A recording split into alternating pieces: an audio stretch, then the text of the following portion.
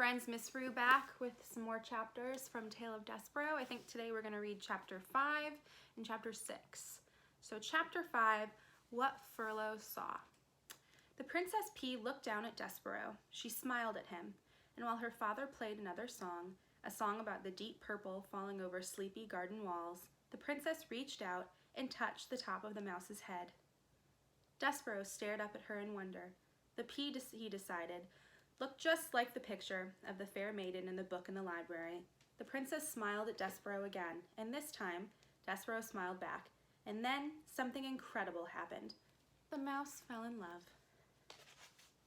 Reader, you may ask this question. In fact, you must ask this question. Is it ridiculous for a very small, sickly, big-eared mouse to fall in love with a beautiful human princess named P? The answer is yes. Of course it's ridiculous. Love is ridiculous, but love is also wonderful and powerful, and Despereaux's love for the Princess P would prove in time to be all of these things: powerful, wonderful, and ridiculous. You're so sweet, said the princess to Despereaux. You're so tiny. As Despereaux looked up at her adoringly, Furlough happened to scurry past the princess's room, moving his head left to right, right to left, back and forth. Cripes, said Furlough. He stopped. He stared into the princess's room. His whiskers became as tight as bowstrings. What Furlough saw was Despereaux Tilling sitting at the foot of the king. What Furlough saw was the princess touching the top of his brother's head. Cripes, shouted Furlough again. Oh, Cripes, he's nuts. He's a goner. And executing a classic scurry, Furlough went off to tell his father, Lester Tilling, the terrible, unbelievable news of what he had just seen. Chapter 6, This Drum. He simply cannot be my son, Lester said. He clutched his whiskers with his front paws and shook his head from side to side in despair. Of course he is your son, said Antoinette. What do you mean he is not your son? This is a ridiculous statement. Why must you always make the ridiculous statements? You, said Lester, this is your fault. The French blood in him has made him crazy. C'est moi, said Antoinette. C'est moi? Why must it always be I who takes the blame? If your son is such the disappointment, it is as much your fault as mine. Something must be done, said Lester. He pulled on his whisker so hard that it came loose. He waved the whisker over his head. He pointed it at his wife. He will be the end of us all, he shouted, sitting at the foot of a human king. Unbelievable, unthinkable. Oh, so dramatic, said Antoinette. She held out one paw and studied her painted nails. He is the small mouse. How much of the harm can he do? If there is one thing I have learned in this world, said Lester, it is that mice must act like mice, or else there is bound to be trouble. I will call a special meeting of the Mouse Council. Together we will decide what must be done. Oh, said Antoinette, you and this Council of the Mouse. It is a waste of time, in my opinion. Do you understand, shouted Lester. He must be punished. He must be brought up before the tribunal. He pushed past her and dug furiously through a pile of the paper scraps until he uncovered a thimble with a piece of leather stretched across its open end. Oh, please, said Antoinette. She covered her ears. Not this drum of the Mouse Council. Yes, said Lester, the drum. He held it high above his head, first to the north, then to the south, then to the east and the west.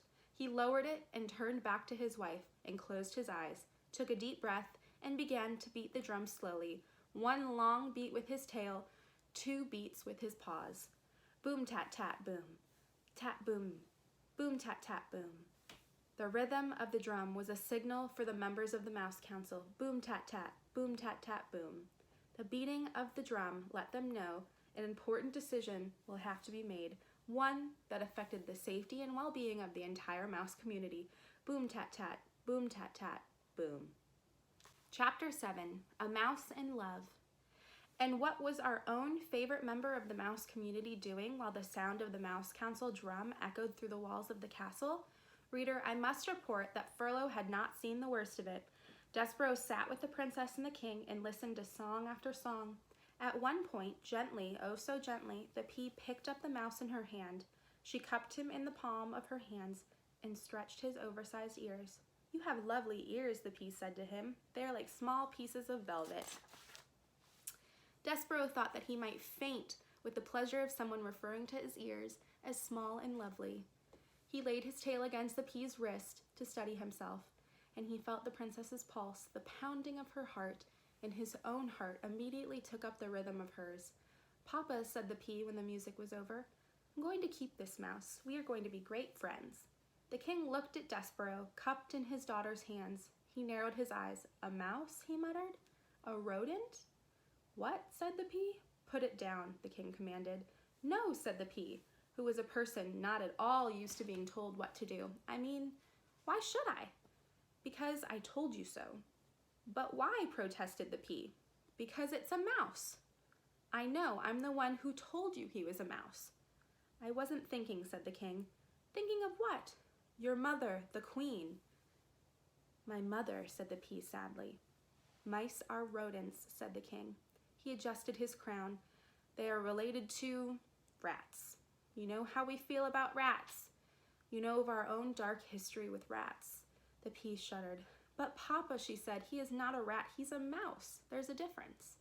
"Royalty," the king said, "has many responsibilities, and one of them is not becoming involved personally with even the distant relatives of one's enemies. Put him down, pea." The princess put Despereaux down. "Good girl," said the king, and then he looked at Despereaux. "Scat," he said. Despereaux, however, did not scat. He sat and stared up at the princess. The king stamped his foot. "Scat," he shouted. "Papa," said the princess, "please don't be mean to him." And she began to weep.